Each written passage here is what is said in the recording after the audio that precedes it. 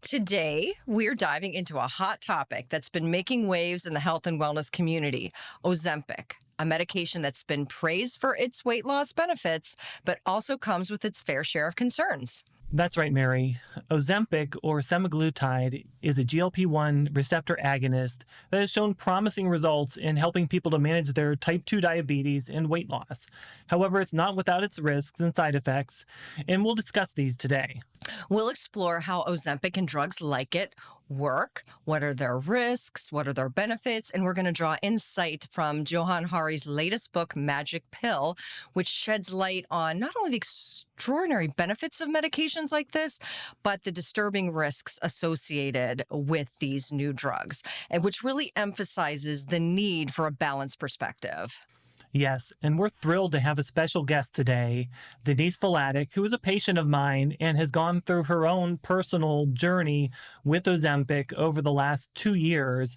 And so Denise is going to share with Mary her triumphs and struggles as she's experienced them with Ozempic to give us a lot of insight into this medication and whether to help people decide better if this is something for them. So before we dive into all that, it's important to remember that weight management and health are multifaceted. Whether or not you choose to take medications on your weight loss journey, there are 3 essential components that must be in place for successful and permanent weight loss. Dr. Ted, what are those components? These 3 components are... You're listening to Take On Healthcare with Ted Suzelis and Mary Sheehan. Do you wish there were a magical chemical to help you quickly and easily lose weight? The new weight loss medications promise to be just that. But are they really? On today's podcast, we take on weight loss medications like Ozempic. Today, we are taking on drugs like Ozempic that are classified as GLP-1 agonists. Now, Ozempic is the one we're going to use because it's done such a great job of being like the face of all of the medications in this class. Right. There's several, however. Everyone knows Ozempic. It's got that catchy but corny jingle from the TV commercial and all the social media attention. Celebrities, influencers really love medications like this.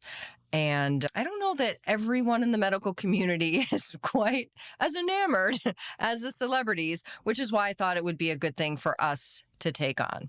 So why are you happy that we're taking on this topic? I just think it's so important to help people to understand because there are lots and lots of people that are getting on this medication. And we'll talk about the statistics a little bit later in the episode. But over the last couple of years, Ozempic and these other GLP-1 agonists has skyrocketed. And so from my perspective, I want to make sure that people understand the risks and the benefits and make sure that they're making the right decision for them. And now you, as a naturopathic doctor practicing in the state of Ohio, you don't prescribe medications like Correct. this. And you are kind of like me, neither for nor against. What we're really interested in is this medication as part of a much bigger problem in this country, which is diabetes and obesity. I've heard the term diabesity, which I really like because it's describing a metabolic situation, a metabolic problem that unfortunately does not have a quick fix as an answer. Right. But neither one of us are opposed to using a medication such as this as part of a bigger plan for people. Right. We just want to explain it to people. So we're not for or against. We're not giving medical advice. We're not encouraging people to stop it, to use it. Always talk to your healthcare provider. We just want to dive into it as part of the bigger problem. Right. Because, I mean, as a naturopathic doctor, when I'm looking at my patients, sometimes they need medications. Sometimes people need that extra.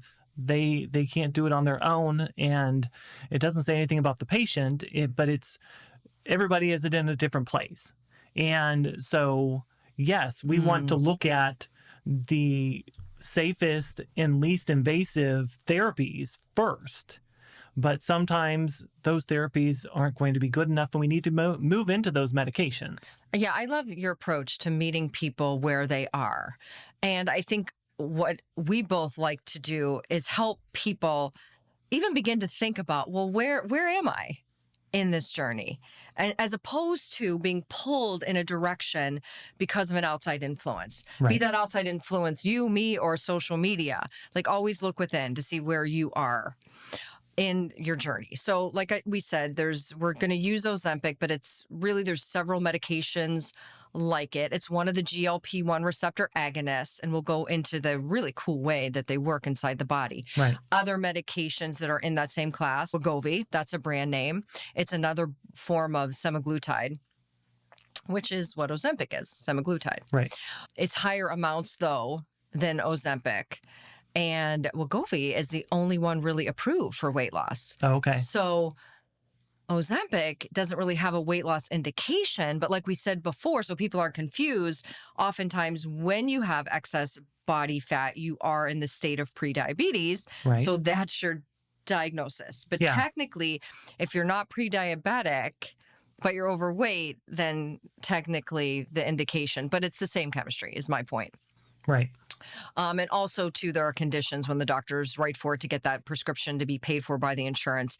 It's not only that you have the one for the Wegovy for weight loss, you also have to have a comorbid condition, though I don't know how you could not, but you have to have that documented, like heart disease, for example.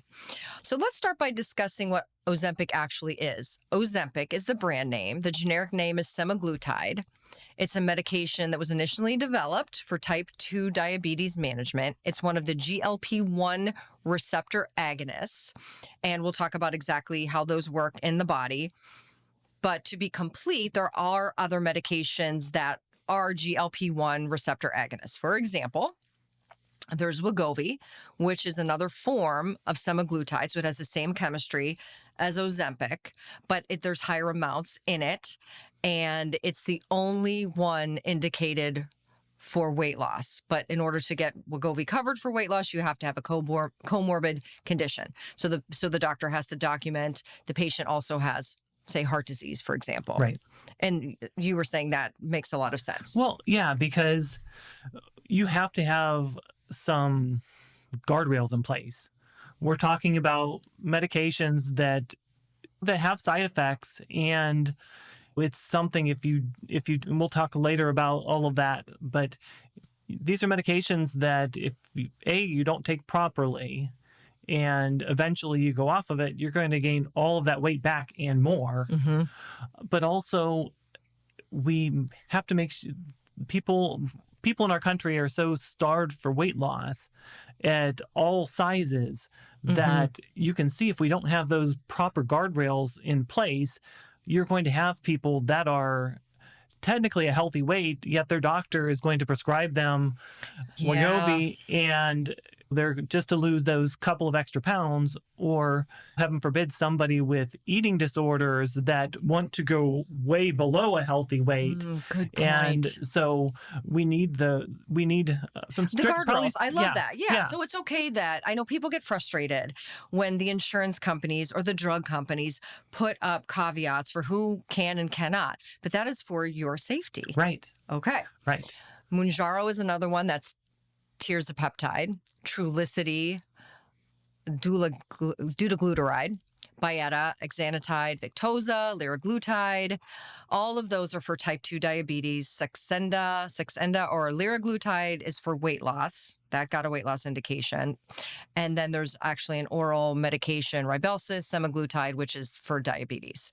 So mostly what I see in the pharmacy for weight loss, that weight loss indication is the Wegovy. Okay. All right, mechanism of action. Who wants to I think you should talk about mechanism of action. Sure. Even though I know that stuff, but you say it in a more user-friendly way. Right. We want to, because I think that's really important. As we were studying for this episode, every definition, even if it was in more of a consumer journal or something or article, was very clinical. Somebody that doesn't have a medical experience isn't going to really understand what's happening. And we have to understand that's where people are getting the information about medications like this. Yeah. They're not really getting it from healthcare providers. Right. Okay. Right. So like you said, these GLP-1 agonist drugs are Ozempic and all of these other related medications. And so GLP-1 stands for glucagon-like peptide 1. So this is a hormone that's produced in the intestines, in the small and large intestine. Our bodies do it. Yes. Okay. When it's released into the bloodstream, this hormone goes to the pancreas, and it will stimulate insulin secretion. And so when insulin is secreted, it tells the cells of your body to accept sugar, glucose, to lower your blood sugar. And so I want to cover again basics of what a hormone is. We've talked about this in previous. Yes, please do. Because people don't really understand what hormones are. They think it's estrogen or testosterone. It's simply a chemical messenger. Right. So I always like to give the analogy of the hormones. So this GLP-1 peptide, let's say it is Uber Eats. Okay. Yeah, and this is a messenger. It comes to your house, rings your doorbell, and you open the door and you get the food. I like that. So just like the insulin gets produced, it goes through the body, cells get that signal, and they open up to receive glucose, the sugar. So it feeds the cell. And we want our sugar in the cell, right? Because when the sugar is outside the cell, that's in the blood. Right. Your blood sugar, when blood sugar is high, it's not getting into the cells where it's used. Right. That's when you have problems. Right. And too much can be a problem too, but that's why that's not the only mechanism here. Of how it works. Of how this drug, the drug and the hormone work. The medication mimics this. Correct. Okay. Correct. And that's why I want to talk about what the actual hormone does. And, yes. And obviously we're going to get back and forth. Which is great. But the other main action in the pancreas is that it inhibits secretion of glucagon. Which is? So glucagon is another hormone that raises your blood sugar. So it tells your liver to make more sugar to put into your bloodstream. Okay. So when we do that, then it helps for both to get the sugar into the cells, but then slow down the body's ability to make more sugar. In the gut, like that's slowing down in the gut. In the liver. Okay. Yes. Oh, in the liver. Okay. In the liver. And so that's two of the different functions. Okay. The third function is that it slows down your stomach from emptying. That's where I was getting the gut thing. Okay. Yes. So then you retain food in your stomach longer, which makes you feel more full and gives you a prolonged sense of fullness. And this is naturally what happens. Right. And the body that makes natural GLP-1, the body that makes it, where is it made? It's made in our guts, right? Yeah. So in the small intestine and the large intestine is where that which is where I put it if I were making a gut. Of right? course. That's where I put it. Because then the food comes in and all the absorption of nutrients happens in the small intestine. Correct. So that's where all this kind of chemical information needs to be happening for the body. And so that's your body saying, okay, we have food here, and it's sending out these messengers to tell the pancreas and the stomach and other organs what to do. It's genius. Right. And I think it's amazing. It is it's a hormone with so many different activities. It is no wonder that researchers started to look there. Right. Because before that, it was all about how to get the glucose into the cell better. Right. And whatever mechanism that is, it's kind of like a deeper mechanism now that we're going for with medications like this. Right. And then the fourth part is that it does affect the brain to help you feel more full. So how does it get into the brain? So the hormone just goes up there too. Yeah. So it does its thing down. It's pretty amazing, really. Right. Does all of these things down here and then goes to your brain and says, we're full now. Right. You can stop eating. Right. So because the brain is involved. Right. So you have two different signals there to tell you you're full. You have the stomach that's still full a lot longer. And then the brain also saying, we're good. I love that. I just love a good chemistry lesson. It just makes me so happy. And so when we think about that happening naturally as a hormone, That's a good thing. That's important for our bodies. Some obesity could be because they don't produce enough of this hormone.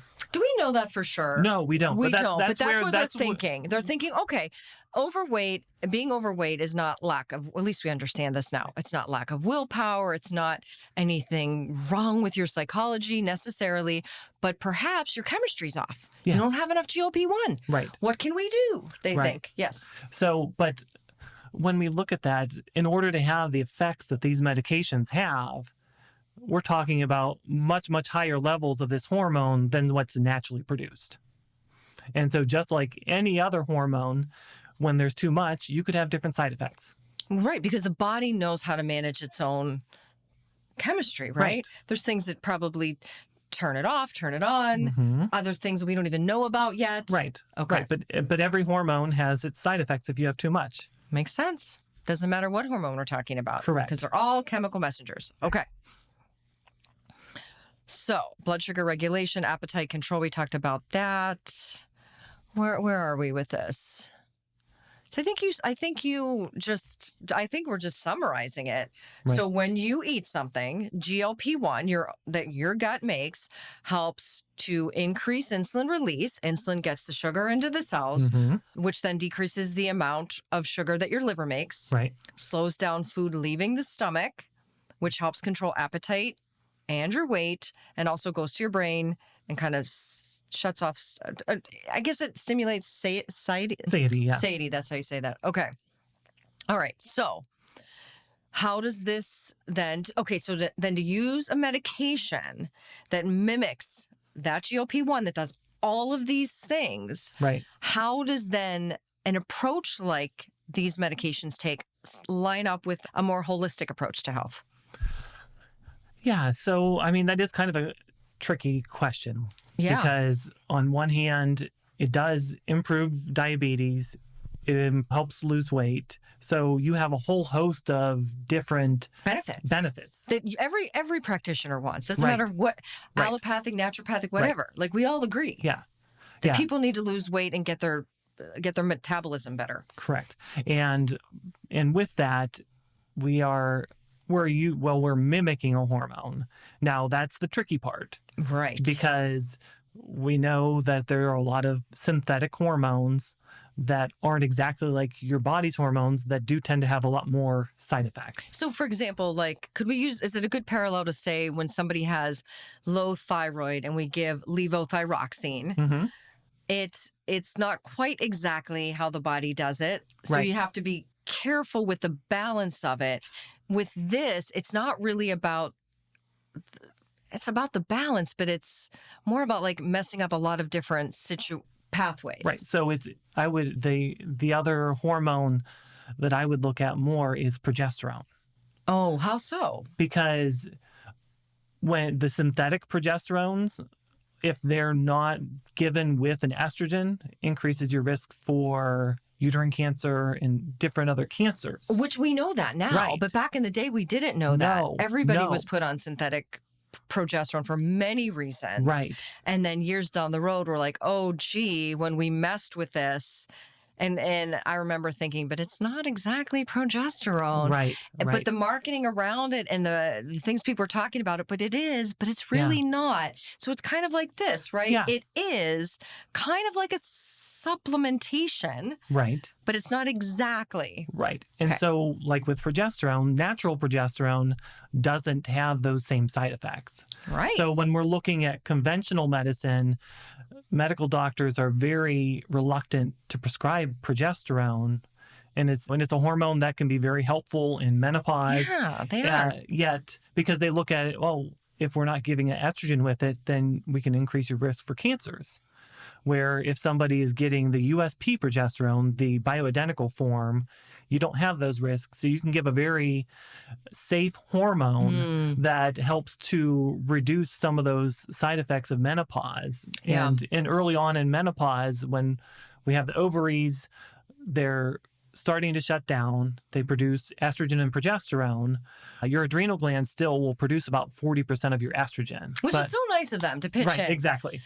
But there's nowhere else to really produce the same progesterone levels. So what I see with a lot of patients is that progesterone level is dropping first, and that's where a lot of those menopausal side effects are.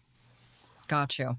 And so, I mean, it's probably safe to assume in 5 years, when we have this conversation again about these GLP-1 agonists, who knows what we're going to be saying? Who knows? We might find that it's perfectly safe, but we might not. Don't know. Right. That's all. Right. That's a big point that we want people to understand, that there are some clinical trials that drugs like this help manage blood sugar. They do show weight loss.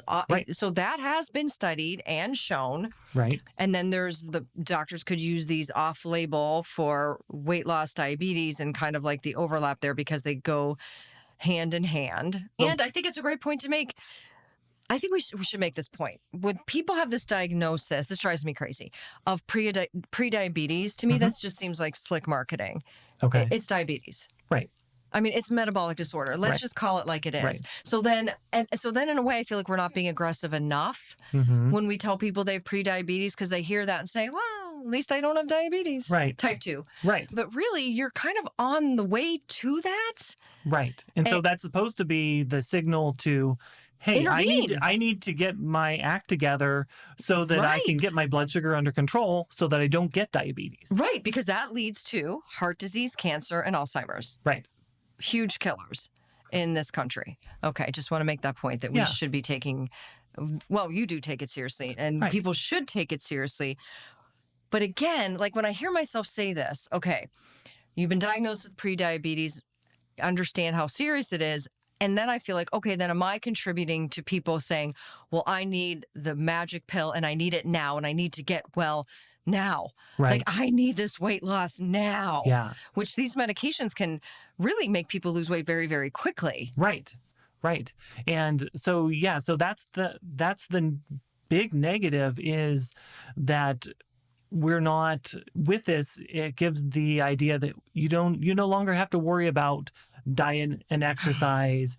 You can just eventually get to the point where we take this medication and it'll all be better. Which is not true. Correct. And I think anyone would agree that that is just simply not true. Right. Right. So once again, it needs to be a bridge and not a destination. Right. Because if you don't take care of the underlying problems, and we'll go through this a little more later, but if you don't go through and take care of the underlying problems along with doing the medication, you're bound to gain the weight back, or you're going to have to stay on this medication for the rest of your life, in which case it increases these potential risks that we don't know about. We don't even know, and the cost concerns. Right, right. And you're setting yourself up for something you just don't know what you're setting yourself up. So although which we all agree, losing weight can be a very good thing for your body, helps you psychologically, socially, you reduce your risk of all these diseases, but at what cost down the road? Right, because the oldest one of these medications is Byetta, which was... Oh, I remember Byetta. Was released in 2005. That's pretty old. So 19 years ago. Okay. But by, say, 2010, there were less than 1 million scripts written for these types of medications. Which is not a lot. No. People have to understand that's not a lot. By 2021, now we were looking at over 20 million. So 20 times as many prescriptions between 2010 and in those 11 years. So it just shows we're rapidly increasing this. And even though it was released 19 years ago, we still don't have a lot of data yet. Because there weren't that many people on it. Yeah, sometimes you need large amounts of people in these studies to be able to pick up small risks that only certain people have. True. That's a very good point, too. And you don't know if you're going to be one of those people. Right.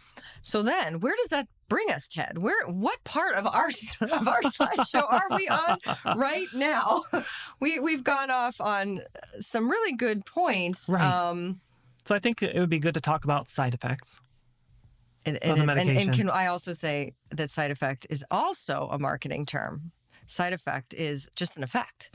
Right. Right? It's just an effect. Yeah. And I bring that up because when because we use that like, it's just on the side. It's just a side effect. It is an actual effect of the medication that is undesirable. Exactly. But the poor chemistry is just doing its chemistry thing. Right. And that is part of the risks that everybody, from what we know, needs to be aware of. So yes, let's talk about side effects. Yeah. So, I mean, the most common side effects that are listed are nausea, vomiting, diarrhea, and constipation.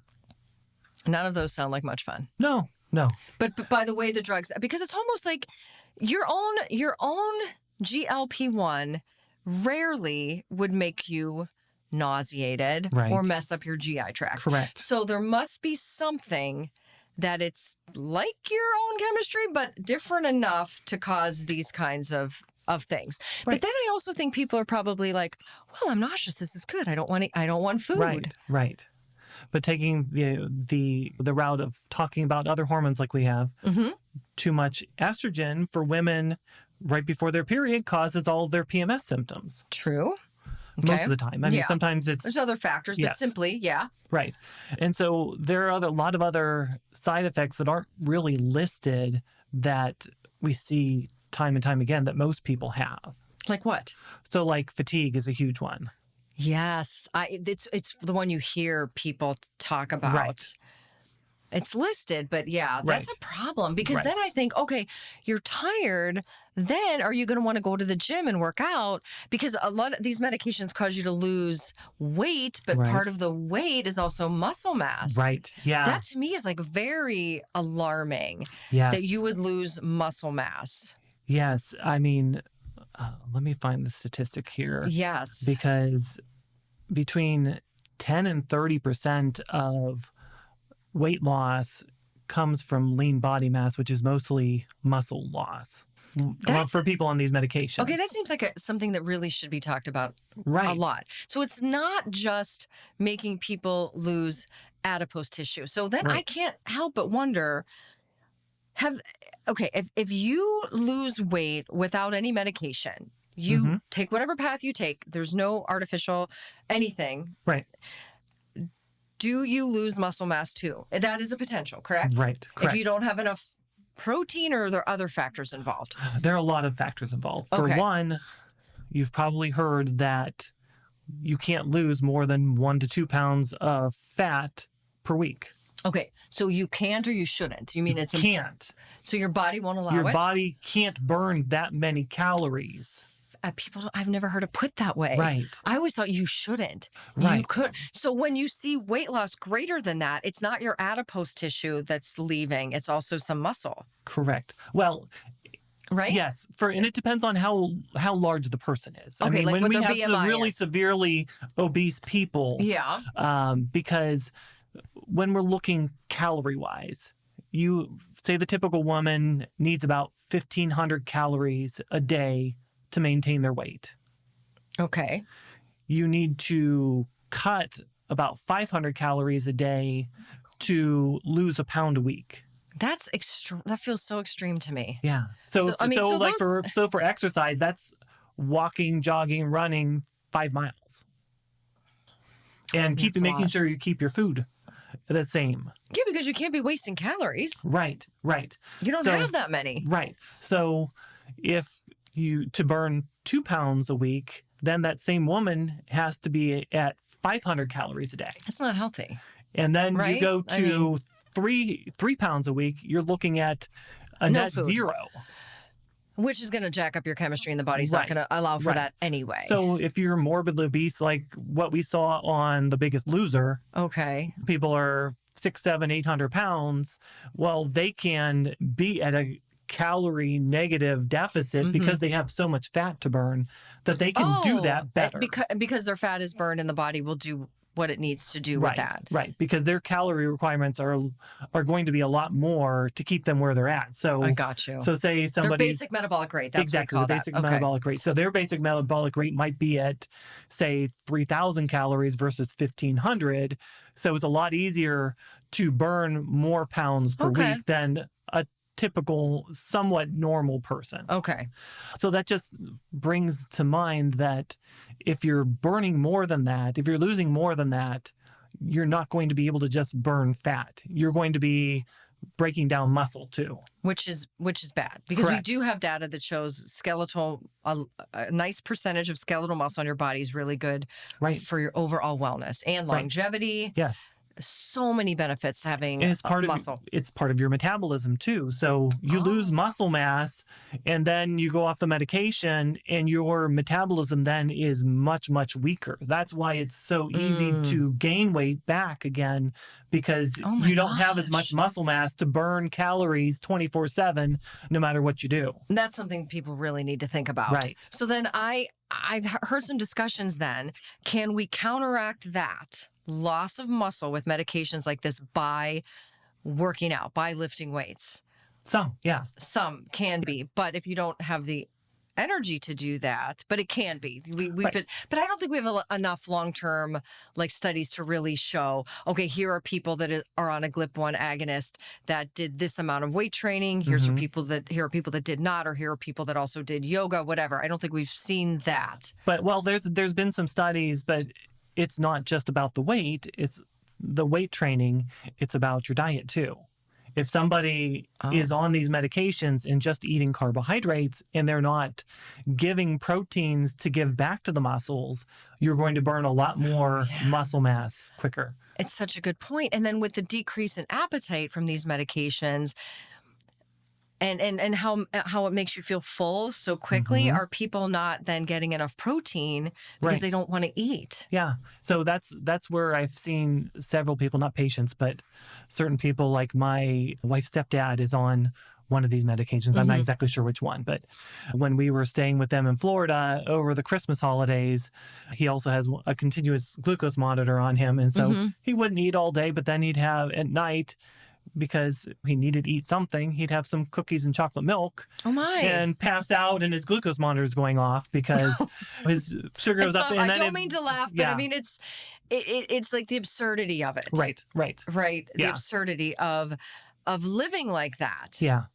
Without really, and I'm just afraid that that's going to become kind of a way the people are going to be if they really don't fully understand what's happening within their own bodies with medications like this. But that's a big part of why we wanted to take this subject on, to help people to understand these risks and how, if they choose to use these medications, how to do it safely and effectively. Right. Always not with a healthcare provider, not just by purchasing them, not by circumventing the system. Okay. What other side effects do we have? Okay. Let's talk about other side effects like electrolyte imbalance, because I've heard this too. Yeah. So it can throw off your electrolytes. Is it simply because people aren't able or willing or whatever to have a nutrient dense diet, or is it doing something else? To like potassium, for example? I think it's that they're not getting enough of those minerals back into their body to replenish. So potassium, you need foods like potatoes, sweet potatoes, bananas, avocado, spinach. You have certain vegetables that are high in potassium. So if you're not eating any high potassium foods, then it makes it harder to replenish it. Same with magnesium is another mineral electrolyte that's so important. Yes, and that our food supply is so diminished in. So lots of people are somewhat deficient, but you go on a starvation diet where a lot of people doing with this, because their dosage is a certain way that it's going to just increase that. So people may not even know what their baseline is. Right. Are they taking an electrolyte panel before they put people on medications like that this? That will make a difference. Because when you look at your blood electrolytes, you have to keep it in a very narrow range. So the best example is calcium for people. So I have a lot of patients, they'll get their comprehensive metabolic panel, they'll see their calcium is in the normal range, and they say, oh, I don't need extra calcium. But doesn't work that way, because if your calcium goes a tiny bit too high or a tiny bit too low, it causes major health problems. And so if you don't ingest enough calcium, your body will pull from your bones to keep that calcium level in your blood normal. If you're eating too much calcium, well, then your body will in order to keep that level very narrow, it'll pack more into the bones. Okay. So that's where getting those, over time, monitoring those blood electrolytes can show that maybe you're in a severe deficiency, but it's not going to show up unless you're in a severe deficiency. Got you. Okay, that makes sense. And also, too, like if you've got the GI side effects like nausea or diarrhea, that would also deplete. Right. Deplete you. Yes. And even though you might think, oh, this is great, I'm losing weight, and it's not so great. So I think that's such a good point to think about your chemistry and what potentially could be happening. Right. Okay. So some other more rare, more concerning side effects, pancreatitis, because obviously that is in the warnings. Right. So obviously this medication, as we talked about, has two different ways that it works on the pancreas. Okay. To help stimulate insulin and to reduce glucagon. So with that, your pancreas can get irritated. That can cause more nausea, more vomiting, more abdominal pain, and some of that might not be necessarily realized right away too until it becomes really severe. And that could be very bad. Right. And thyroid too. So there's thyroid disclaimers on all of them. Right. So it's there, and I haven't looked at the studies. It's rats mostly. Talking to some people, I thought was just rats, and it's not really well delineated, but they're showing a small risk for thyroid tumors. Why do you think that is? Because if I'm just a person who's trying to lose weight, and I'm worried about what's happening down here, I'm thinking, what does my thyroid have to do with anything? How did it get involved? No one asked its opinion. Right. So that link is, if like I said, we don't know for sure. Know, but the link could be that when you're in a very calorie-deprived diet, it slows your metabolism. That's what we talk about, the fatigue, the constipation. Which are signs of thyroid. Hypothyroid. Right. So it's your thyroid hormone helps improve your metabolism. See, you can't ask any of the body systems to bow out. Right. They're always going to be participating. Yeah. All of you is always participating. Right. In your own chemistry and whatever you decide to do. Yeah, so some other side effects, gallbladder disease, including increasing gallstones. That makes sense, right? That's logical to me. Okay.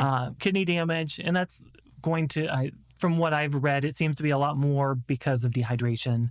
For one, people are on these medications with diabetes, so they already have a higher risk of for kidney disease. And then if they're dehydrating themselves, that's going to damage their kidneys more. So you could definitely do a kidney panel, though, to see where your kidney health is. And I would assume doctors are doing that. They should be. Yeah. Okay.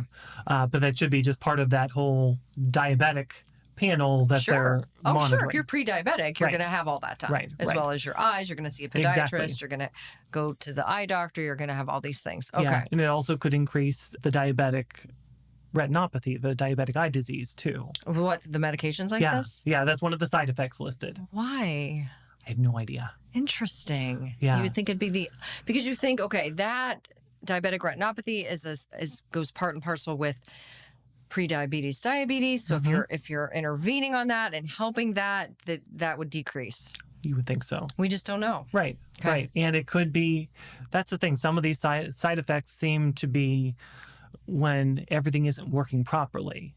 So if they're not eating properly, the medication is increasing their insulin. Well, too much insulin is part of the damage to the kidneys and the eyes. Great point.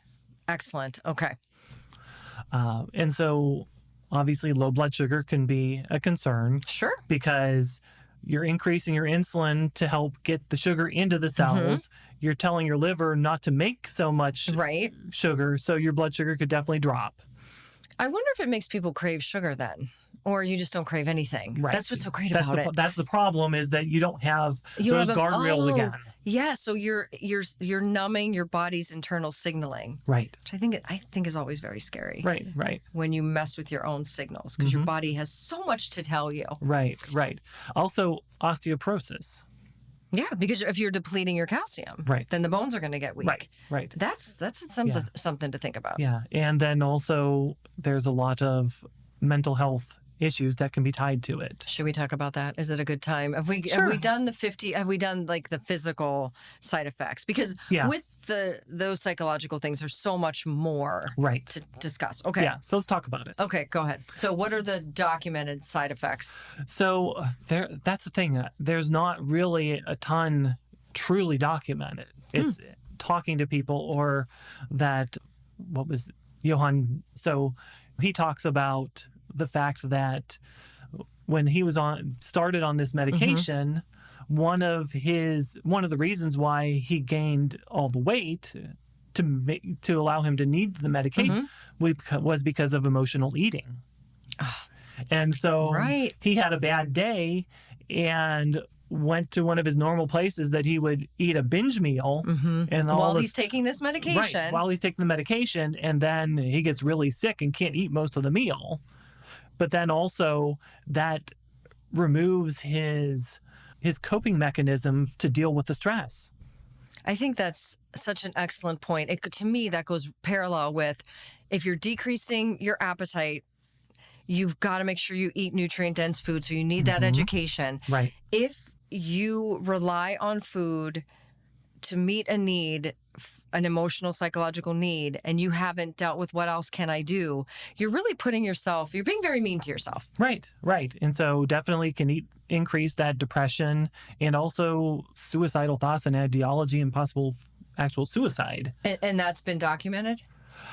It's in some literature. It's in Johan Hari's and it's book. In his book, and he is a journalist. So and a lot of times he writes about personal experiences that cause him to go down a path where I need to know everything about this. Right. And then he brings it to the forefront. And I think that's something that people really do need to be aware of. Right. Because we tend, when it comes to being overweight and we want to lose weight so badly for many reasons, we become very focused on that one thing.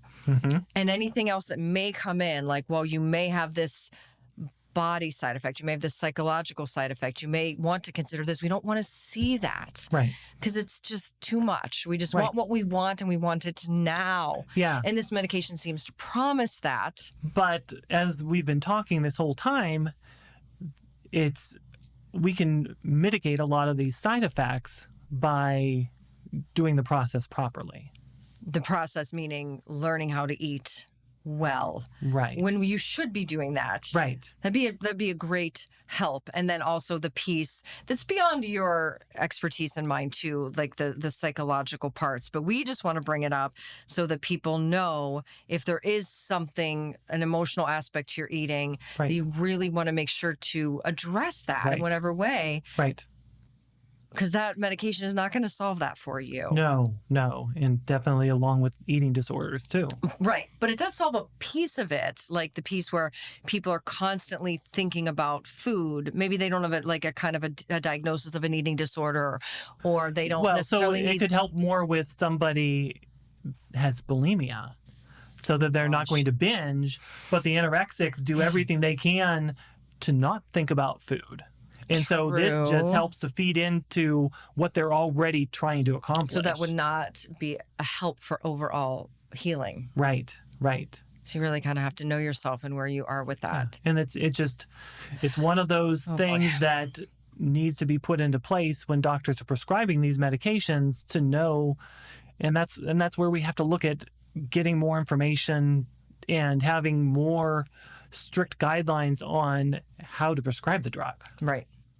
And make sure people have access to all these other things that they need. Because like everything, weight loss and wellness, it's you have to approach it from many facets. Yeah. And I have another thought about how the fatigue and things on that end are... Do share. Yeah. So think about what we're doing. We're starving the body. So your body's metabolism is going to drop. So in response. Sure. So you're putting your body in almost like a hibernation mode. Okay. So it would be natural to go to sleep. Right. And so there's a theory about our health in the cells called cell danger response. Okay. Where when you're exposed to certain infections or chemicals or metabolic problems that the cells, in order to survive and to keep your body to survive, it reduces what the cells are doing. So it reduces some of those extra things. So like thinking. Right. Right. So it's when you feel, because you feel tired. Right. So how do you think? How do you function? Right. It would be very challenging. Right. So, and that's just like lots of different chronic infections and things where fatigue is so big because the body is sort of shutting down in some ways because it wants to focus on defense smart. and repair. Yes, it's so smart, the body. Yeah. Defense and repair. Everything else is extraneous. Right. Shut it down. Exactly. The intelligence of the body. Right. And I am not sure what the workaround is for that. Maybe you would know, like with supplementation or something like that. Well, yeah, but that's also where you have to put everything into place properly. You can do the supplementation, but if people aren't eating right and exercising, then you're going to get into more trouble too. Right. Okay. Anything else about that? No, I think we're at a good place to get into Denise's interview that you did. Okay, we could do that. But before we do, can I just say also about the fact I feel it bears repeating because people are inundated with the opposite message. There is no quick fix for anything. Weight loss, wellness is a journey. It is work. There are things worth it, worth the fight. Absolutely. But there is no quick fix. And yeah, I think Denise made that point very well. Right. So as we will hear from your patient and my new friend, Denise. Yes. Okay.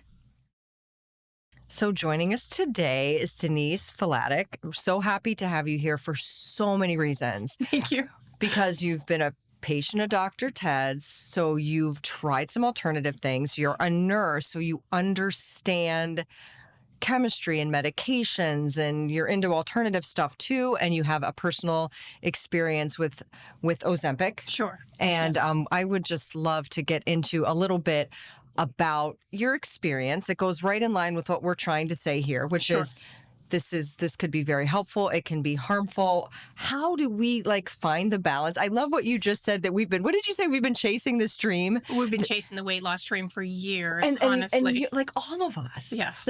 What, especially women, could not relate to that? It's like the big elusive.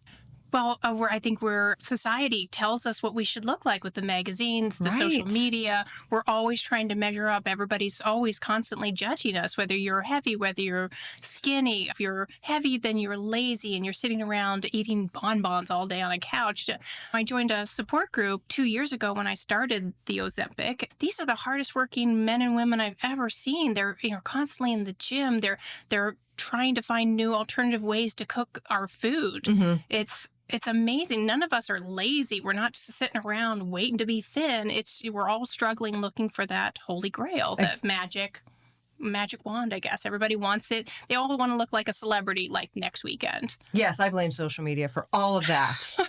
But okay, so such great points. So how many years ago you found yourself at what weight, if you're comfortable telling us?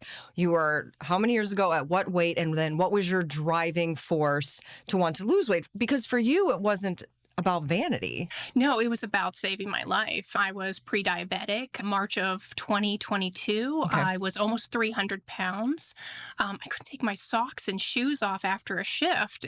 I literally had to put my feet out so my husband could take my socks off. It was I thought my liver was going to crush as I'm bending over.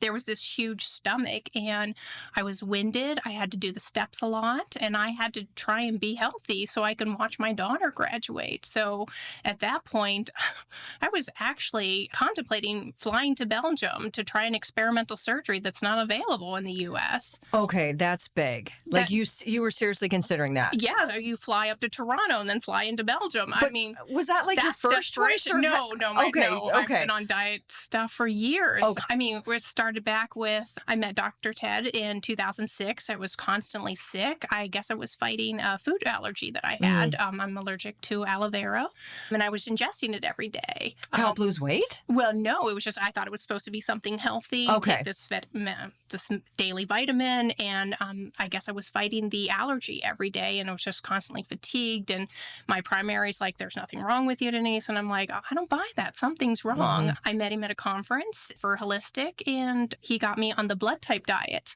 Yeah. And got me off of wheat, corn, and dairy. And I lost 10 pounds right around Christmas, which is huge about that time. Right. I lost another 10 pounds the next month, kept following up with him, lost another 5 pounds. So I think about 25 pounds in 3 months. I'm feeling really good. Just changing.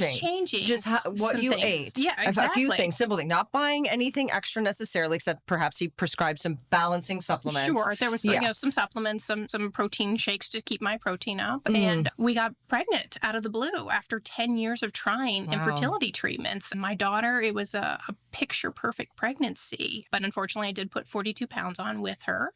But she was perfectly healthy, 7 pounds, 6 ounces. She is the love of my life. And I really want to be there to watch her grow up. And so just did some crazy diets. And then our girlfriends would run out to PA and go get phentermine. And every time you in Pennsylvania. We couldn't get that. You couldn't get it around here. It's like the insurance wouldn't pay for it. It was ridiculous. It's not that expensive. But it was ridiculous. And that's a stimulant for people who don't know. It just like kind of works in the front part of your brain to like kill your appetite. And it also really makes you very jittery. Yes. And then when you stop taking it because you can't afford it any longer, it's uncontrollable binging. You can't stop it. You know it's happening and you can't stop it. Oh, that's such a thing. An interesting point. It's almost like the body knows that you've messed with me.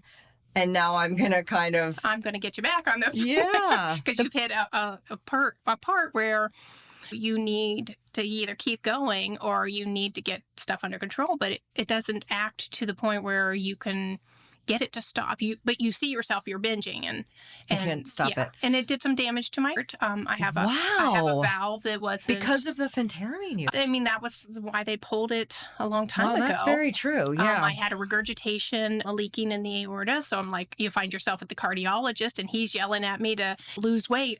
How do you think I got to you? I'm chasing this dream of trying to be smaller. Right. But that's not the original. The original would probably have been Depo-Provera in 1997. I was taken for migraines. I put 52 pounds on in 2 years. Thank goodness they don't do that anymore for migraines. I went from a size 8 to a size 18. I was the same size as my husband. Because that was messing up your hormones. Absolutely. And everything but is I didn't have any headaches. Right. So you're either fat and happy or skinny and miserable. So trade-off. Yeah. So I think about 2022, I just became fed up and I was looking for any kind of alternative. Ozempic, I really hadn't heard about it. And I literally threw my bag of bankruptcy on my doctor's desk. That's what I called it. It was a little bag of every lotion, potion, patch, or pill. I tossed it on his bed or on his table and I was in tears. I said, I can't do this anymore. I need to get this weight off of me. My cholesterol was ridiculous. My weight was almost 300. Everything hurt. Migraines were off the charts. And no matter how much you try and clean up your diet, it was like, I can't get any of the weight off. You could get a couple pounds off here and there. So finally by June, he gave in. And after me crying and being a pain in the butt, he did call in Ozempic. And like anybody else, I just picked it up and I took it. Was it covered for you? Yes and no. Okay. A 1-month subscription cost me about $251. Okay. That was your insurance copay? Yeah, okay. I believe so. Because it's $1,300 a pen. Yeah, I know what it costs to get it in the pharmacy. Yes, yeah. I didn't realize that at the time, but I thought, and I didn't even tell my husband I've started this because I'm like, oh my gosh, here I am wasting money again and something else that's not going to work. I'll throw it in my bag later. But then it was like, it shuts down all the food noise. I know people talk about food noise, that constant chatter of what am I eating? What looks good? What am I fixing? I love that phrase. I hadn't heard that until recently doing research for this food noise. And I think, correct me if I'm wrong, but part of food noise is also, I want it, but I can't have it. I want it, but I can't have it. I have to like avoid certain places that might make me crave something. Sure. Like the cravings are so like just a part of life that's a struggle. It is. Like, wouldn't it be nice to wake up without that? It's wonderful. Let me tell you. Yeah. I think, it's a GLP-1 is the medication that's in this Ozempic, which is just the brand name, but it hits the pleasure center in the frontal cortex, the id that I have to have, I want, I need. I can walk through a bakery and not feel a thing, which is amazing. So you don't really feel hunger. When you do eat something, I treat it like a game show. Like the moment I feel full, fork down. Like, you have to be done. You can't just, I sat at the table for years having to finish my plate for my mom. I can't even tell you how many years I lost sitting there throwing peas on the floor to the dog because I didn't want to finish something. But you had to clean your plate because there were starving kids in China. I don't know. Yes, it's true. I heard about the kids too. But when you are on this medication, you have to stop eating. The moment you feel full, you have to stop because it sits in your stomach for hours. I think that would be hard for people. It's frustrating. Because of what you said about the programming, like, it's really hard to override your own programming, even when you feel full. Because, I don't know, I found myself in this position too, like in normal life without any kind of chemical adding to my body. I know I'm full. But I still want to eat. Oh. That's what I'm saying, because I just still want to eat. I think when you get to a certain point, you don't know when to stop eating. Right. We've numbed our signals, I think, our internal signals culturally. Oh, yeah. For maybe there's things in the food, maybe it's psychology, maybe it's biology, maybe it's a lot of things. But with a medication like that, aren't there consequences if you push past that? Oh, yeah. When I joined the support group, I didn't know anybody on this medication. And so you were asking, like, okay, I'm nauseous because I didn't eat today, or I'm nauseous because I ate too much. Oh, so you get nauseous if you don't eat? Oh, absolutely. Because you'll forget. Because there's times you can go all day and you're like, oh my gosh, I haven't eaten anything today. Which it's just, get so busy. No wonder people. Yeah. And it's crazy because you don't have to get rid of like large sections of food. You just have to eat smaller and thoughtful. So there's less thinking then. Absolutely. As opposed to I'm only eating this or I'm eating that or I'm portioning this or portioning that. It's none of that. You eat because you kind of want to. Yeah. But you're eating to live, not living to eat. So at that point, you can make better choices. You don't have that constant hunger saying, I have to eat this right now, or I have to run through this drive-through and get something because I'm absolutely starving. Because it's driving you. Absolutely. The cravings are driving you. Oh, yeah. And so the with hunger that, is there's ridiculous. no cravings driving. Exactly. So that's sweet freedom.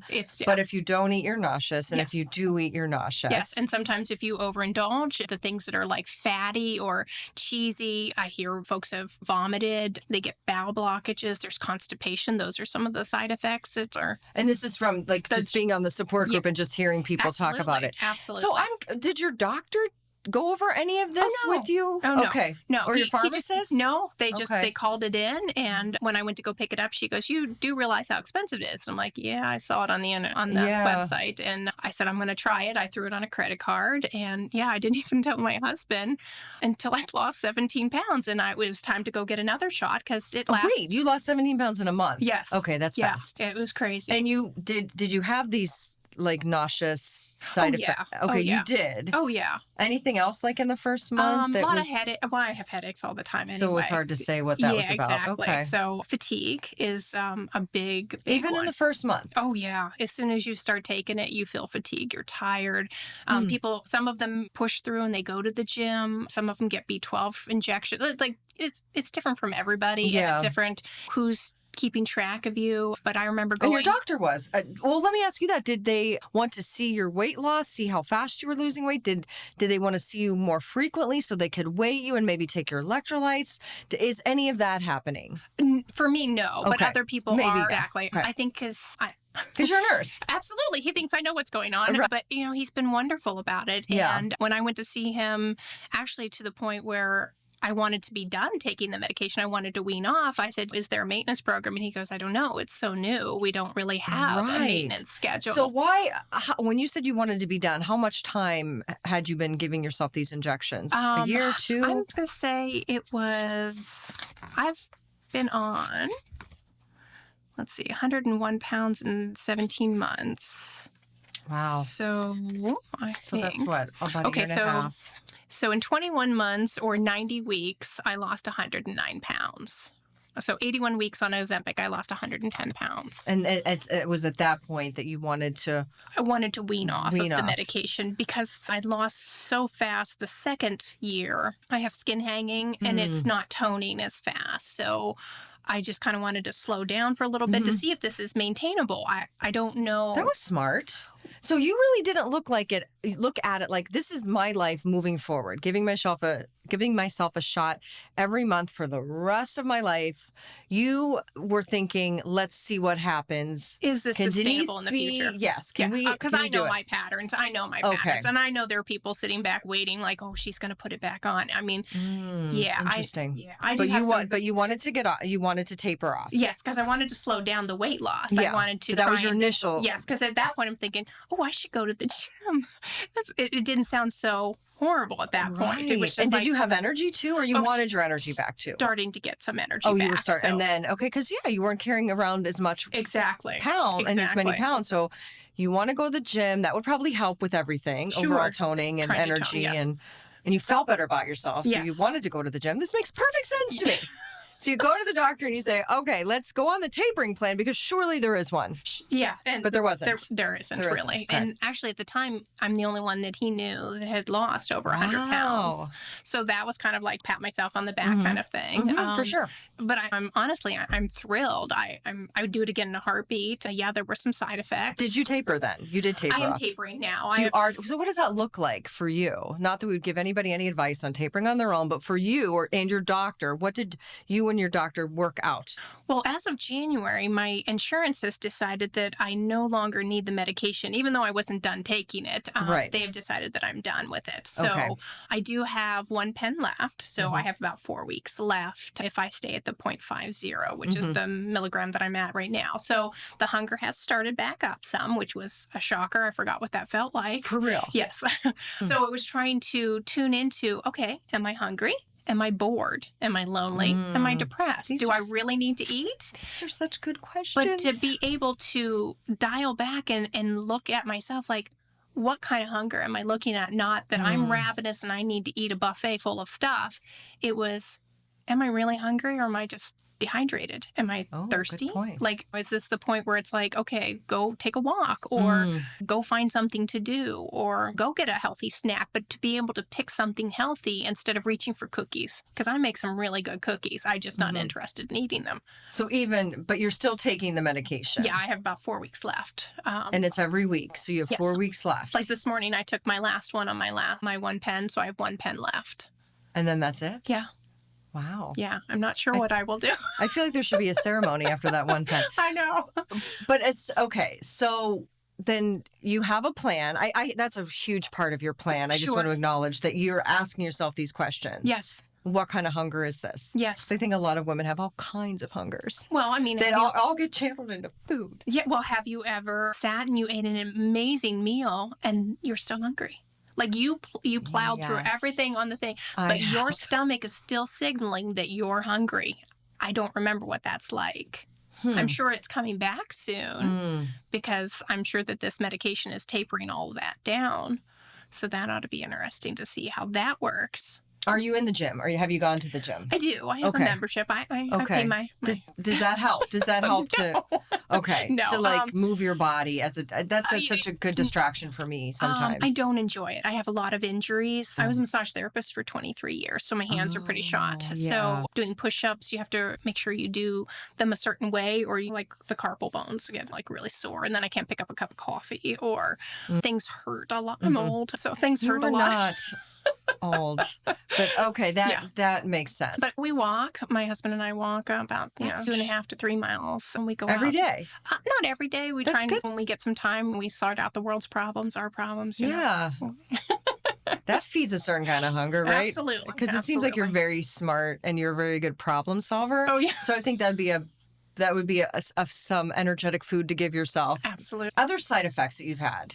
Social aspects. I lost some friends. This is fascinating to me. I have lost some friends. I've gotten comments of, oh, you're taking the easy way out. Oh. Why can't you just go to the gym and do this on your own? So you're lazy if you're overweight, and if you fix it, then you're taking the easy way out. You can't win. You can't. No. And everybody's going to judge you whether you want to or not. It's the point of, okay, do I have enough self-confidence to get through this next comment? Everybody has something to say, whether it's nice, whether it's kind of well-meaning, whether it's, I'm very proud of you. I've gotten a lot of, your mom would have been so proud. What would have been nice is if they'd had this medication for her. It's just like... Did she die from being overweight, like complications of that? Well, she did have cancer, but she had the lap band, and I watched her struggle with that. Oh, yeah, that was all the rage. Yeah, at that point, you had to do like a psych eval beforehand and counseling before you actually did the surgery. Which is a great point, but you don't have to do that with this medication. Oh, no, you can go to the med spa and get the stuff now. You don't even have to go through if the med spa is run by an MD.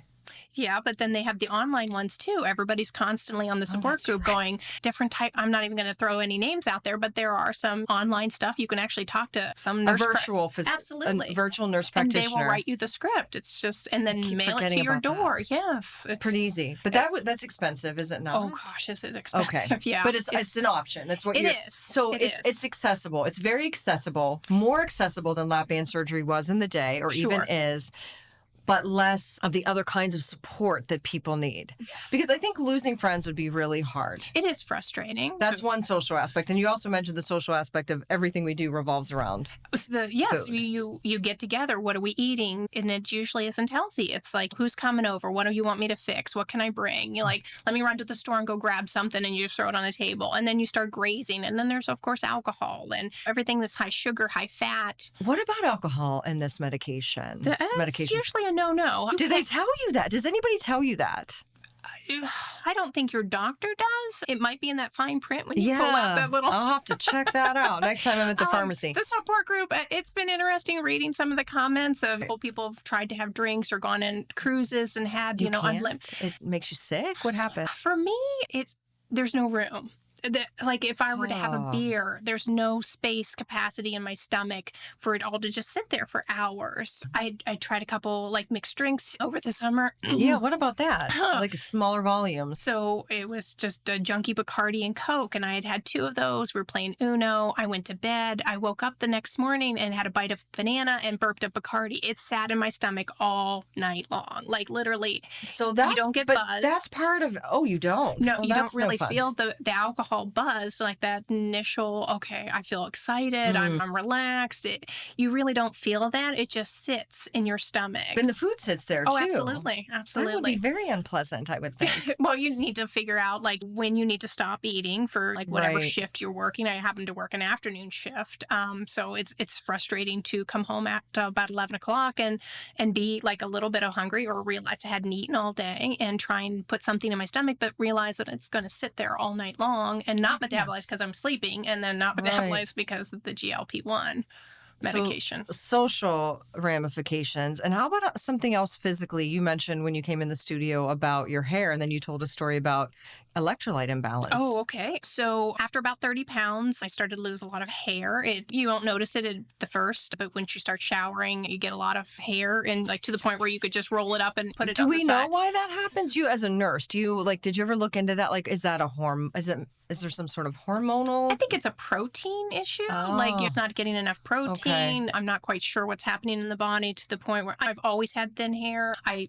figured I was probably going to wear a wig one day. My mom wore a wig. My grandma wore a wig. So I was prepared. I've never had thick hair. So I think that took me for a loop for a little bit. Not having, you could literally see my scalp. It was very, very thin. So you need to work on getting the right proteins, getting the right nutrients. It's not just filling your stomach up. It's picking the right foods. I would think you'd have to be so careful if you only have this much room or this much desire. Sure. It has to be very nutrient dense. Yeah, exactly. You have to I don't make know that smart we're telling choices. people that. Yeah. And that's the problem is our food is filled with preservative. For the middle American that can afford good grease, the inflation is ridiculous nowadays, but they're filled with hidden sugars, things that you're not thinking about. It's like that are just putting weight on. We're not even talking about, we're talking about we want to lose weight and we want to look good and we want to be healthy.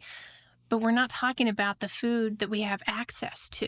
Well, that's a whole other, exactly. month's worth of podcast. But you're absolutely right. And that is, I think, an excellent point to consider. Plus, I would think, too, if we told people that and we gave them a nutrient-dense food plan, then wouldn't it be easier when you're off of it than you already know how to eat nutrient-dense food? Well, I think that what caught me the one time is I had gone to see my neurologist and she was talking about the headaches that I constantly get. I've had them since 5th grade. But she was thinking maybe mindfulness, trying to, work that way. She goes, well, do you eat healthy? Well, it depends on how you think about that. I'm eating the standard American diet. I don't know that it's healthy any longer. It depends on what we're talking about. What I have access to with my paycheck is not what celebrities can afford. They can afford chefs and personal trainers and people that bring in all fresh organic produce. Us average and middle Americans that can actually afford this medication without going bankrupt can, we have less choices. Exactly. Less access, less choices. And with the cost of produce, I mean, I was at a farm market the other day and strawberries were $7 a container. But if I go over to Aldi's, it's $1.98. I was like, I don't know. Yeah. So I'd love to say that I eat healthy. I don't. Oh, you can't eat out because the portions are too large. So if you're looking at an appetizer menu, everything is either fried, has sausage in it, has cheese on it, sauce, and then it's enough for a bunch of people. So if you're ordering a meal, you have to take it home and realize you're going to eat that for the next 3 days because you don't want to throw it out. And so much of the socialization that we do in this culture involves eating out, drinking out, being out. And it's tough when you're not drinking and people are like, they hand you a drink. I'm not drinking right now. It's just like, I don't really want to. Which isn't as fun because then you're kind of left out. Sure. So what about the electrolyte imbalance? Because you really had I would think, a frightening experience. Yeah. Well, this last summer, the doctor upped my dose and it was like a 2 milligram, which is, I'm not even sure. I don't think it's the highest. I don't think so either. So I did start it. And then in July, I realized I was losing weight rapidly. So at one point, I'd lost 15 pounds in 17 days. My goodness. So I was at a friend's house. I woke up and 6 a.m. and I flexed my feet and had dual Charlie horses in both my calves where I fell out of bed. I hit the lamp on the floor. And as I'm on the floor, I get another Charlie horse in my mid-back. So it looks like I'm actually having a seizure. Oh my gosh. So trying to get rehydrated. Well, then later in the afternoon, I came down with a migraine. We had walked in the heat. I passed out and I couldn't figure out. I don't even remember hitting the floor. So at that point, it was a little bit scary. So I called the doctor and said, I don't know what's going on. And so ran some blood work. My potassium was low. My electrolytes were off because losing weight so rapidly, it can mess with all your sodium potassium chain that makes the muscles contract. Oh my goodness, like you could literally fall and kill yourself. God forbid. Well, yeah. But so I think about all these people that are like, I got to lose weight fast. I got to lose weight fast. Like everybody wants it done next week. Be careful what you wish for because you could have some bizarre thing happen due to the fact that it's too fast for your body. Absolutely. It's like, and then you have skin hanging at that point. It's just like everybody says, oh, I'm not losing fast enough. I'm not. They're comparing themselves to other people. Your own adventure is your own adventure. And I call it an adventure because I hate to call it a diet. It's just. I like that. I'm going to be adopting that. Yes. It's just, I would do it again in a heartbeat. Honestly, I have never felt so good in my skin as I do now. Because of the weight loss. Well, yeah. In spite of the hair and the scare with the muscle cramping and the social implications, because you feel so good in your skin, for you on the risk versus benefit side of the equation, which all drugs are for each individual, you would say you're on the benefit side. Yeah, I would definitely do this again because of the opportunities it has given me. I went back and got an echo, and I don't have the regurgitation in my heart any longer. So I got the all clear from the cardiologist. That's amazing. I'm no longer diabetic. My A1C is 5.1 now instead of 7.1. That's amazing. My cholesterol, compared to what the borderline is, it's up there, but that's life. And but you, in spite of that, you do plan on doing life without it. Yes, I do plan on getting off of it in about 4 weeks. Okay, and we'll see what happens. We'll have to follow up with you and I know and see how you're doing, so that you can sit here and I can judge you. And, absolutely, because that's what friends do, kidding. Right? I would never. No, it's just so hard, and I think you've highlighted just a lot of good points that, like Dr. Ted and I just want people to make your own decision. Of course, absolutely. Think about what you're doing, and I think that's so much about what you're about too. The fact that you're on the socials, helping people, supporting people on these support groups, talking very honestly about it, about what your experience is, and you're here to help, not to judge. Oh, absolutely. I think that's great. I've been there, and it's like, and I know what it's like, but my adventure's not like your adventure. I don't know what your background is, and I don't pretend to know what you're going through, but like the social aspect, things that we're not thinking about, the way people treat us, the way our relationships work. You can drift apart, or people completely turn their backs on you. Just being out and about with other people are nicer to you. I notice people get the doors for me now. Because you're smaller. I know. Isn't that crazy? I used to get tattoos because I wanted people to judge my tattoos before they judged how obese I was. And now it's cheaper than a Corvette. It's my midlife crisis. And I don't care what anybody thinks, which is wonderful. I wouldn't have said sweet that freedom. Not caring what people think is sweet freedom. And then everyone's on their own journey, and be true to yourself in your own journey. You just need to be smart kind about it. Be kind to yourself. Yeah. Oh, then that was my New Year's resolution, is the things that I said in my head to myself, I wouldn't tell a friend ever. But my mental dialogue was so negative. I needed to break that pattern. I needed to be nicer to myself. This is the only body I'm getting, and I need to get it to where it's supposed to take me. It's like, I want to see my girl succeed. I want to see her graduate and do what she wants to do. And I don't want her worried about, oh, my mom can't keep up, or she can't get up the steps, or she can't get out of bed, or things like that. I didn't want to be that mom. I wanted to be healthy, to be there, healthy and present. To watch it all unfold, because I'm living vicariously through her. She's the best thing I ever did with my life.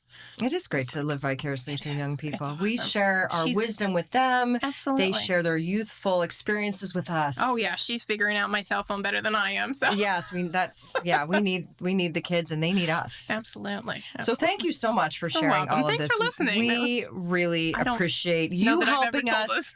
We appreciate you helping us take this on. Absolutely. This big topic. It's more than just, I think you would agree, just an injection. It's a bigger topic that's affecting so many of us. So we really appreciate you. Thank you so much. I appreciate it. Well, that was a really great interview with Denise. I'm glad you had that idea to bring her on, because I think it really highlighted all of the things that we're talking about. And she's kind of like us, like has a foot in both worlds. She's a nurse. She understands naturopathic medicine. She incorporated a lot of things just to hear about her struggles and her success. It was a great interview. Success and failures. Right. And that was a great summary, I think, for everything that we've touched on. Right. And the one thing that we really haven't touched on yet, which we can touch on now, is the ethical considerations and concerns with medication like this. It's quite expensive. Mm-hmm. It's not always covered by insurance, which limits accessibility. Yes. So from a holistic and ethical standpoint, what does this mean for people who could benefit from treatments like this? Well, for one, obviously we're looking at two different groups here.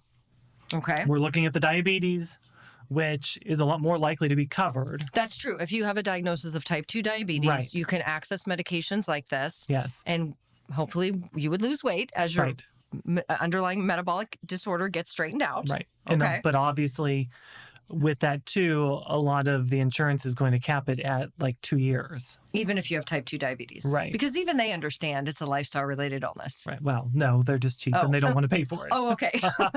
Too much credit given. Okay. Right. Yeah, so we have that, but then we have the weight loss part.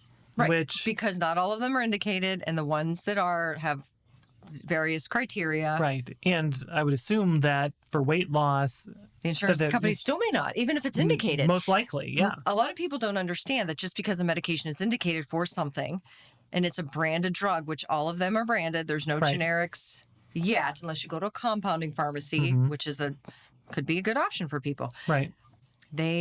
Insurance companies can still choose not to cover them. Yeah. In which case, unless you have that kind of money, like it costs, I don't know, a couple $1,000 or plus. Yeah, right around $1,000 for me to get it in the pharmacy. Oh, really? Like a little bit under that. Okay. So if I have any your markup is very little. It is anyway, right? Right. Mm-hmm. Yeah. So just like insurance won't cover other procedures. So say, for instance, their doctor thinks they have a rotator cuff injury. Okay. instead of doing an MRI right away to properly diagnose it, they need to go through at least 1 or 2 rounds of physical therapy. Okay, and do you think that's fair? Well, it maybe not so fair for some people, right? But I'm just saying it's the same thing where the insurance companies can choose that you do other things before they're going to pay for a medication. So they could at some point say that, well, you need to go through diet and exercise counseling for a year first before we're going to cover this medication. No, and is that bad? It depends on the person. Right, and it depends on the kind of counseling we're talking about. And that's the problem is medical doctors don't really know how to They don't understand nutrition. Counsel people on nutrition. By and large, they don't. Right. Yeah. Right. So then I guess they could cover a nutritionist or a dietitian and a gym membership maybe? Yeah, but that's the thing. The dietitian, most of the time they're not that helpful either because they're just doing the same things that the conventional medical model taught them. Okay, so we're still talking about people that are within the confines of the medical model, right? And that the insurance companies are really running the show, right? Which I think people don't understand, no, and I think is unfortunate. Mm-hmm. But they're doing that for cost savings, and these drugs are expensive. Mm-hmm. But I think to myself, okay, if you've got somebody that's overweight and that would be a good candidate for this medication, then by losing weight, wouldn't the insurance company save money down the road by not having to pay for all of the things that being overweight could cause? But I don't think they think like that. We've talked about this before. It's very short-term thinking. Right. And you have to, like we talked about, having the guardrails on who can receive the medication. Mm-hmm. So for the weight loss end of things, so there should be, just like with, say, when people had to have the lap band or other gastric bypass surgery, you had to be at least 100 pounds overweight.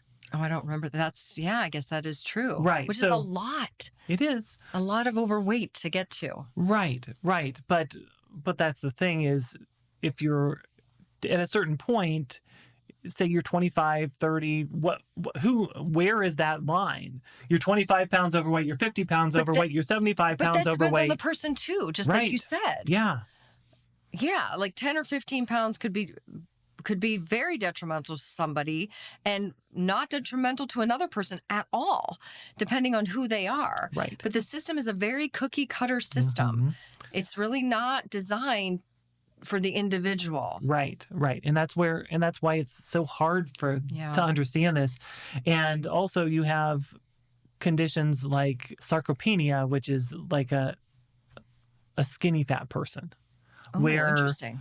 Have low muscle mass but high fat mass, which is unhealthy. Right.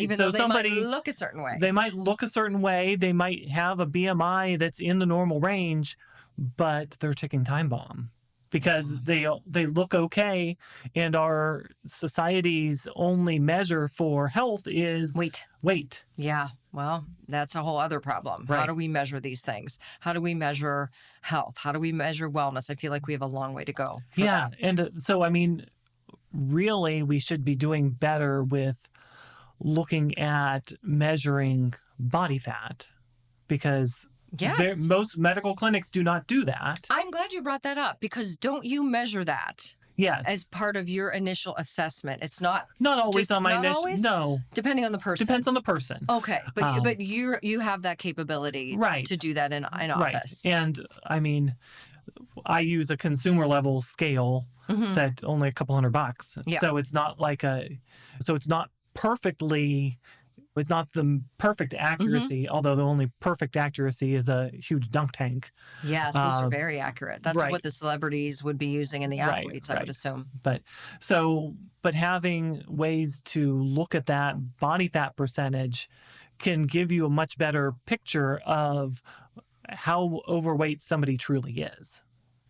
Makes sense. So you could have a better range of, say a woman is at 50% body fat based on their age. Maybe they should be under 34. Mm-hmm. Maybe they're say 15% body over on body fat. So there could be some kind of measure that way some kind of metric to make that better. That would be more even. Right. Right. That would be more balanced and fair for people who really can benefit from it, but it's not covered because they don't meet this criteria. So your point really goes to what are our criteria? Right.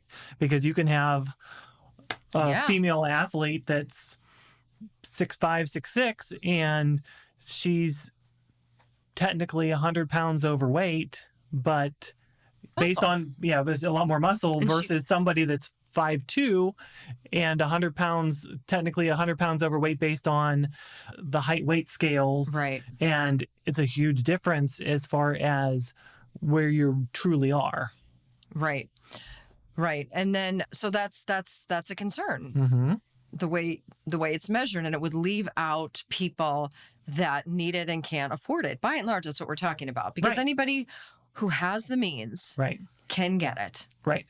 And so that does bring in those ethical questions of a two-tier system where we have the elite that can afford whatever means. They can pay $1,000 a month out of pocket and not blink an eye. And so they can do whatever they need to do. And then most of the population can't afford that extra $1,000 a month. Which I think brings to mind this consideration that the way we live and how incredibly unhealthy our environment is on many levels, we've created like a society where, just to put it bluntly, only the wealthy can be well. Right. Putting the well in wealthy. I mean, it's crazy to think about that as an implication for our system by and large. Right. But also we have other means that aren't so expensive.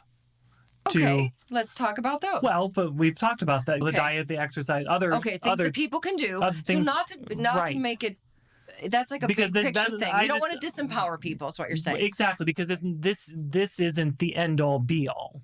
And that's what I don't want to. Yes, let's circle back to that. Right. Like, my goodness, because I can't afford this class of medication, I am doomed to a life of being unwell. Obesity and diabetes and heart disease. Not at all. Yeah. Okay, that is a great point. But I do think it's good of us to just acknowledge that is not where we think the healthcare system should go. Right. It should be more fair and balanced. Mm-hmm. Okay. What about special populations? So I think we should talk about that because our kids are getting so overweight, and I've read some articles, and the pediatricians are trying to get it covered. Mm-hmm. Oh, that's definitely goes under ethics. Right.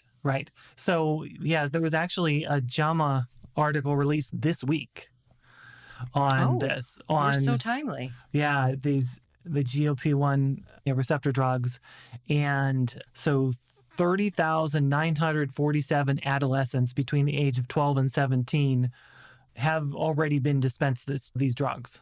Okay. Wow. Between 2020 and 2023, the number of adolescents and young adults, so adolescents would be 12 to 17, young adults would be 18 to 25. Okay. So between 2020 and 2023, the amount of people prescribed this drug has increased almost 600%.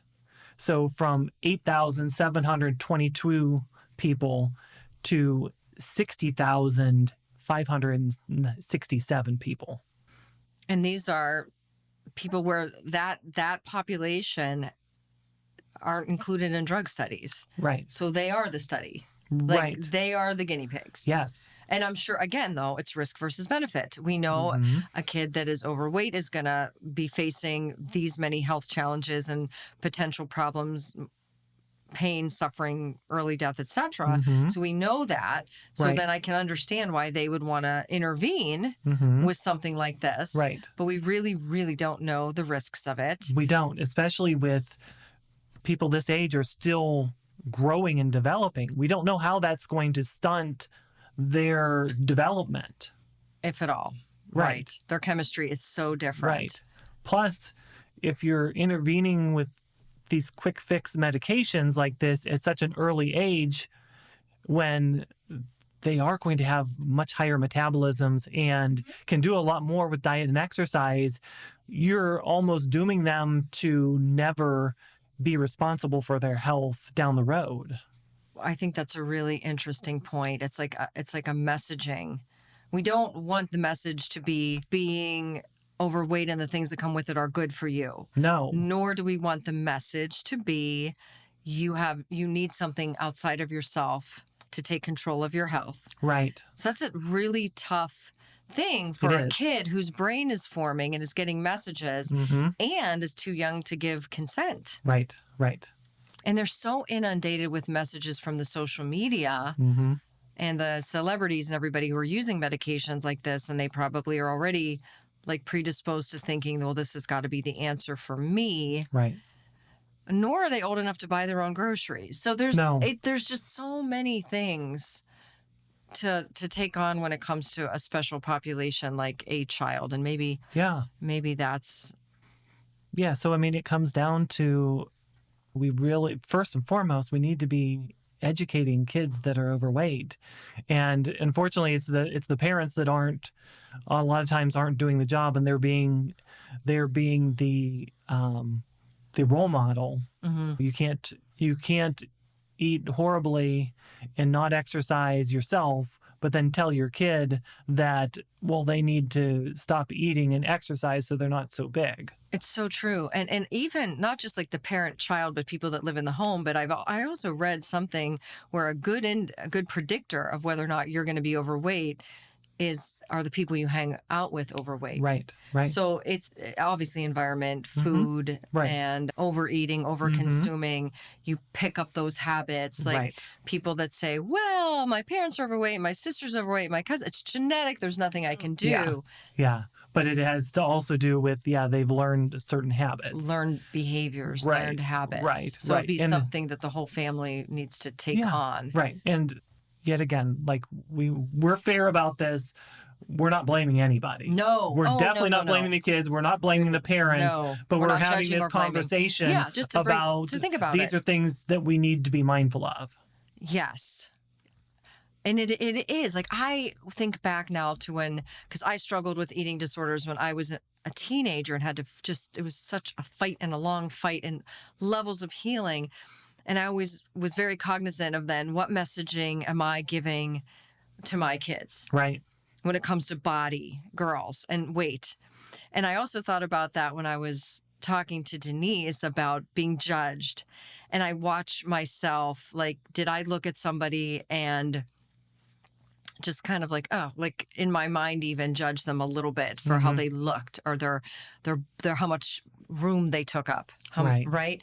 And I think about that a lot, and in the messages that we give and receive, and the things that I can do consciously that I've done for decades is I never, ever, ever, with very few exceptions, comment on people's weight. Right.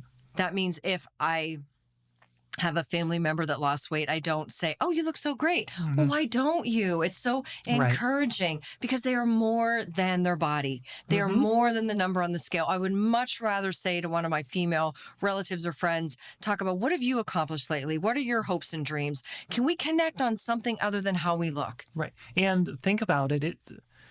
They're not probably going to take that the right way. I know when I have people that tell me, oh, have you lost weight? I think, oh, they must have really thought I looked fat before. Oh, your mind goes there? Yeah. Okay, see, my mind doesn't necessarily go there. There was a time when I lost weight and I was mad that no one at the gym noticed. and then there was a woman at the gym who I really noticed had lost some weight. And I don't really know her well, but I just commented on it. She goes, thank you so much. I've worked so hard to lose this weight. I can't believe no one noticed. I'm like, well, maybe they just didn't feel comfortable saying anything. So obviously I broke my own rule. I just said I never do that. No, but there's differences. Like if it's somebody at the gym and you've seen how hard they're working. Oh, I can feel it from her. Like, can you just please notice? Right. That I have worked so hard and this means so much to me, and is still able to perform. So you could tell that she was doing it very purposefully, and she was maybe getting tired carrying around the extra weight and not being able to do a pull-up because of the extra weight, which was my motivation. I just wanted to do a pull-up, which I still can't do, but that's what I wanted to do. I wanted to have less weight to pull up. Right. But I also, like, say I have patients that come into the office and maybe I haven't seen them a while and they have lost a lot of weight. I'm going to say something because I want to understand what's happening.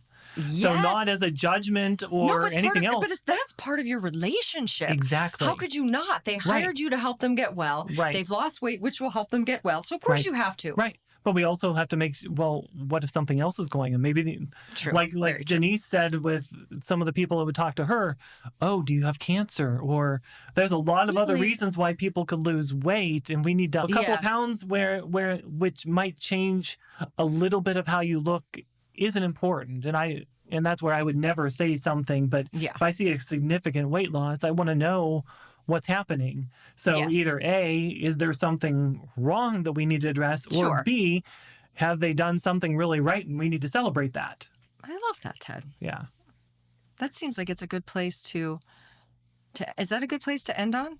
No, I think we still need to talk a little more about the psychological part. You love to talk about that. I know. Do not love to talk about that. So that's why we're here together, to push each other. All right.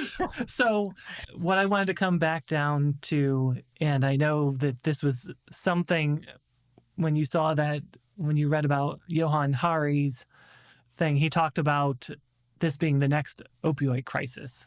Oh, yes. See, when I hear that, I think, okay, now we're going to deceive people with slick marketing. We're going to cause all kinds of problems because that's what the opioid crisis was about.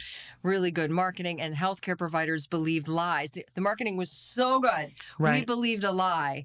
And we don't even remember that we believed it. Right. We didn't believe it. We did. Right. And it caused a big, big problem. But here we are again, where we're being sold these miracle drugs. Yes. And I don't really think that's the big part. The marketing part isn't the big part. Right.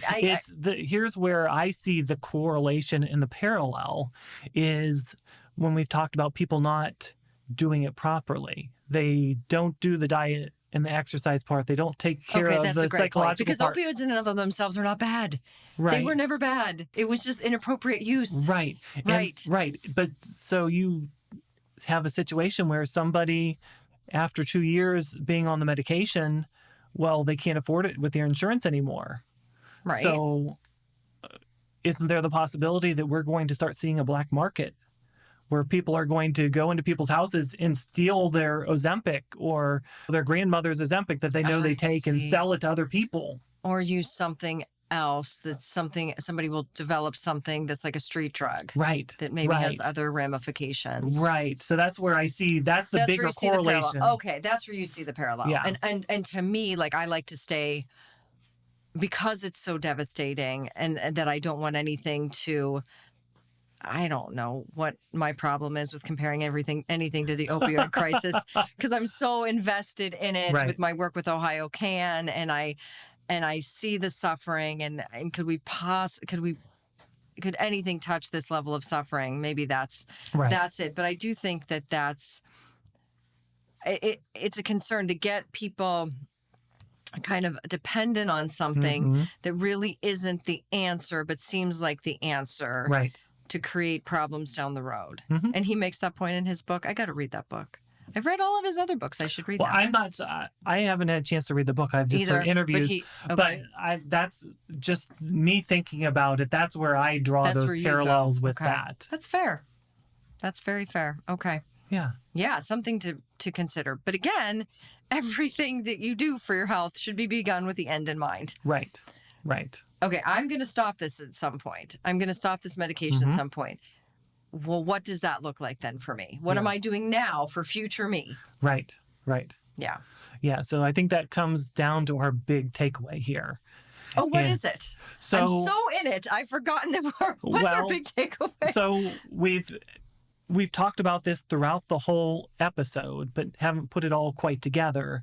Do that for us, Ted. So we're talking about when we're optimizing weight loss, whether it's with or without Ozempic, whether there are three big pieces we need to work on. Yes, how could we have forgotten? Right. So number one is definitely healthy eating. So yes, especially with these GLP-1 drugs, we talked about we need that protein. So, and with any weight loss program, you need that protein. Baby. With the studies that have been looked at that help reduce weight mass, the muscle mass loss, they're looking at 25 to 30 grams of protein per meal, which is realistically within that normal range of what people need to be able to get the proper amount of protein so that they can keep their muscles strong and lose a lot more fat and less muscle. Simple. Right. Love that. Number 2 is consistent exercise. So making sure you're exercising 30 minutes a day, 5 days a week. It doesn't necessarily have to be heavy weight lifting or resistance training. It could even just be at least walking. Walking is so great for right. many reasons. Right. So that's another important piece. And then the third piece, which we've touched on but haven't really pulled it together, is that healthy mindset, which is so important. Yes. Okay. How do you define, this is so great because I was thinking about the sign off that we forgot. So we'll do it for sure. But how would you define a healthy mindset? So when it comes to this topic specifically. So with this, so when we're talking, and I wanted to include all types of weight loss. So because we're talking about these medications, but we're also talking about how they may not be the right answer for some people. Yes. So number 1 is having realistic goals. Oh, I love that. You need to have a good realistic goal. Like we talked about earlier, if you're losing weight too quickly, you're going to negatively affect your metabolism by losing too much muscle. You're going to be weaker. You're going to have much higher risk of gaining it back. Yes. So if you have that in your head, if you set yourself up for success, what is realistic, what is healthy, what is sustainable. For me. So we talked about 1 to 2 pounds a week. So a lot of people, most of my patients, when they're working on weight loss, they come back into the office and, I only lost 5 or 6 pounds this week. That's a lot. But that's the thing is, 1 to 2 pounds a week. So you're talking about 4 to 8 pounds in a month. So it's breaking that mindset too of a quick fix, and fix. Right. Yes. So so get your mind around the fact that is a fallacy. Right. Okay. And because you're never going to be able to stick with the plan to get to your goals if you think that that's not enough. I'm not losing quick enough. I must not be doing this right. So I might as well just give up. Yes. And then you give up on yourself. Right. And that's very mean. Yes. To yourself. Yes. And the second one that I always talk about is having a good, strong motivation. So you have your why. What is your why? Exactly. What is your why? The best one that I've ever seen that has worked better than anything else is a woman who can't get pregnant because they're overweight. And like Denise talked about. Exactly. She had a lot of good whys. Right. Oh, yeah, definitely. Yeah. But those maternal strong, instincts. Yes. When I was listening to her whys, there's such a force there. Right. That could really help you if people know their whys. Exactly. And that sometimes takes some really, some deep thought and soul searching. Yeah. Worth the journey. Right. To search that soul. Right. Because you're going to give up much quicker if you don't know really why you're doing it. Yes. That's like a spiritual aspect of it, right? Yeah. That's something that you tap into when things are getting hard. Remember why. Right. So it's personal. Yes. It's powerful for you. Great point. And I'm so glad you wanted to bring this up. Yes, okay. Yes. And then the third one is for a lot of people, they might need some kind of professional mental health support. You need to be able, if you have some kind of emotional or psychological factors that are related to your weight, you need to work on those factors or else you're not going to be successful either. Right. Or like we talked about, you can be on these medications and it can make those mental and emotional factors a lot worse. Which is more suffering for you. Exactly. Which is very unkind as well. Right. Do you have a good resource for people that have an eating disorder that haven't really talked to somebody or undergone any therapy? Are there good resources here? Well, I mean, you have to find the right counselor. For you. Yeah, for you. Yeah. Yeah. Do you suggest people that specialize in an eating disorder? Do you think that's not necessarily? So I don't tend to have a ton of patients that need to refer that way. I was just curious. And I tend to to be able to work with them in some factors with that too. Got you. Okay, good to know. All right. So the 3 things were that we promised in the beginning. Yes. Eat a healthy diet. Right. Exercise. And get your mind right. Right. Okay. Yeah. All right. Now, are you happy with where we've taken this? I'm definitely happy now. Okay. See, now then I feel like we need to go back to, remember the little sign off that I liked, which was eat a vegetable, take a walk, think a happy thought. Yeah. I love that now, but not to say, but see, now I feel like we can't say that just by thinking happy thoughts are going to like be the source of all your mental wellness. No. We never deny or overlook or a Pollyanna approach, but it's just a nod to getting your mind right. Exactly. Because I think you and I both agree that true wellness has to include all of you, your mind, body, and your spirit. Yes. All right. Well, thanks, Ted. This is great. Thank you. Take on Healthcare was created and is hosted by Ted Zuzelis and Mary Sheehan. The information contained in this podcast is provided for informational purposes only and is not intended for the purpose of diagnosing, treating, curing, or preventing any disease. Before using any products referenced on the podcast, consult with your healthcare provider. Carefully read all labels and heed all directions and cautions that accompany the products. Information found or received through the podcast should not be used in place of a consultation or advice from a healthcare provider. If you suspect you have a medical problem or should you have any healthcare questions, please promptly call or see your healthcare provider.